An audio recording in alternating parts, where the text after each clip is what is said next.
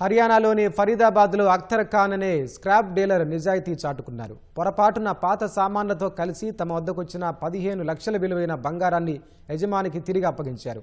దీంతో ఆయన్ను అంతా ప్రశంసించారు. ఫరీదాబాద్కు చెందిన అశోక్ శర్మ కుటుంబం దొంగల భయంతో తమ వద్ద ఉన్న 100 గ్రాముల బంగారాన్ని భద్రంగా ఉంటుందని భావించి కొన్ని పనికిరాని వస్తువులు ఉన్న సంచిలో దాచిపెట్టారు.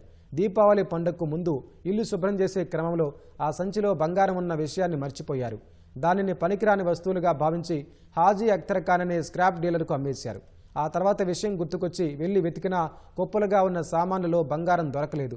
కొన్ని నెలల తర్వాత ఖాన్ తన యార్డులోని సామాన్లను వేరు చేస్తున్నప్పుడు ఆ సంచి కనిపించింది. అందులో సుమారు 15 లక్షల విలువైన 100 గ్రాముల బంగారు ఆభరణాలున్నాయి. పోలీసుల సమక్షంలో వాటిని యజమానికి అప్పగించారు.